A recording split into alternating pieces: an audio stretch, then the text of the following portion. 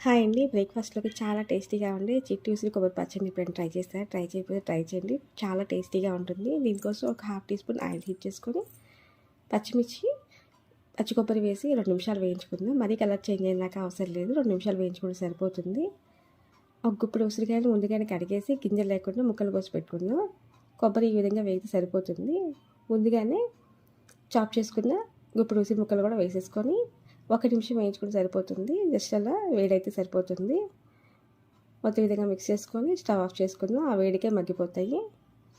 ఈలోగా ఇవి చల్లారేలోగా mixie jar తీసుకొని మన రుచి తగ్గట్టు ఉప్పు, హాఫ్ టీ స్పూన్ జీలకర్ర వేసుకొని మెత్తగా మిక్సీ పట్టి తీసుకుందాం. దీంట్లోకి 4 వెల్లుల్లి రేఖలు, వేయించుకున్న పచ్చిమిర్చి, కొబ్బరి, ఉసిరి ముక్కలు వేసేసుకొని కొంచెం వాటర్ వేసుకొని మెత్తగా మిక్సీ పట్టేసుకొని పక్కన పెట్టేసుకుందాం. చాలా టేస్టీగా ఉంటుంది దోశల్లోకి అయితే. పోపు కోసం 1 టీ స్పూన్ ఆయిల్ హీట్ చేసుకొని ఎండుమిర్చి, పోపు దినుసులు వేసి వేయించుకొని మిక్సీ పట్టుకున్న పచ్చడిని ఈ పోపులో యాడ్ చేసుకొని మిక్స్ చేసుకుని సర్వ్ చేసుకుందాం. బ్రేక్ఫాస్ట్లోకి చాలా టేస్టీగా ఉండి ఉసిరి కొబ్బరి చట్నీ అయితే రెడీ అయిపోయింది. Thank you for watching.